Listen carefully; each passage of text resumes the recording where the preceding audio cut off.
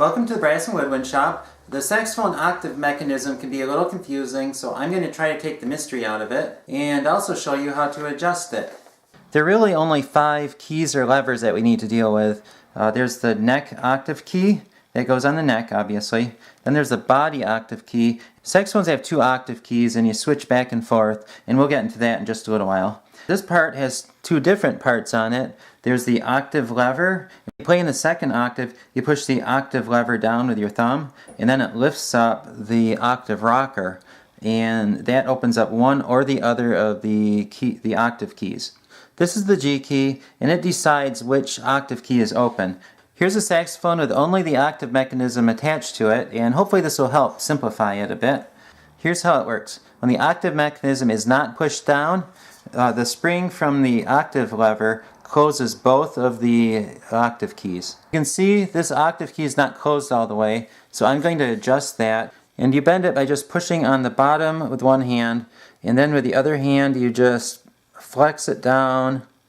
You don't want to put too much effort into it. Okay, I think I bent that a little too far, so I have to bend it back. And you bend it back just the opposite way. Hold where the pad is, and then pull back a little bit using a flexing motion. Okay, and I need to do it a little more. There should be a little gap here. Not a big gap, but a little one. The reason for that is because if the neck turns just a little bit, and different saxophone players put the neck on there just a little bit differently, it's not going to mess everything up. And that is okay if there's a little gap here. That's going to cause a lot fewer problems than if the octave key is popping open when it's not supposed to. And then when you push down the octave lever, the octave rocker goes up, and that opens up one or the other of the keys. And if you're not pushing down the G key, then it opens up the octave key. But if you're pushing down the G key, that allows the body octave key to open up. And then the octave key closes. And that's activated by the spring in the octave key. And watch what happens if I open up the neck octave key. You're pushing down the octave lever and the G key. This one should be closed and this one should be open. If they both are open at the same time, and usually this one will be just open a little bit, but it will cause an extra squeak. That happens because the rocker mechanism is going up too far, and the reason that's happening is because you either need a thicker cork under here, or you can bend that down a little bit.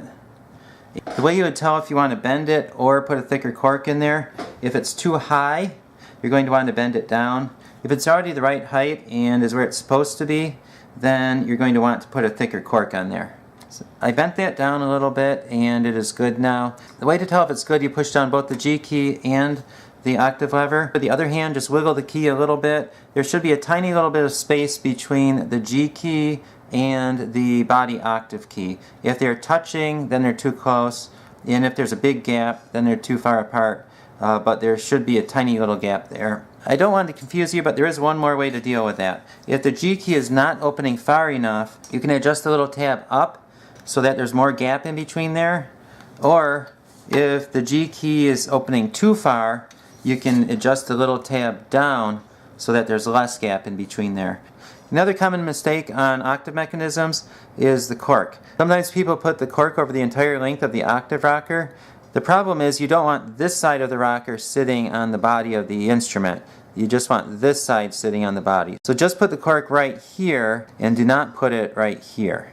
When you're playing the saxophone, you don't need to worry about which one of the octave keys is opening. The mechanism does that for you. This is a Bundy alto saxophone, and other saxophones, alto and tenor, are pretty much similar in their setup. Baritone saxophones are sometimes slightly different, sometimes they're pretty much the same. Pretty much all saxophones are the same. They have the lever, the rocker, which goes back and forth, although the rocker mechanism is different on a lot of saxophones, it's pretty much the same. And then they have the 2 octave keys that close or open depending upon if the G key is open or not. The difference would be on really old antique saxophones. They have a lot more complicated octave mechanisms, and look in the description below for a link to that video. So thank you for watching. I hope this video has been helpful, and please subscribe. And if there are any other suggestions for videos you'd like me to make, just leave a comment below.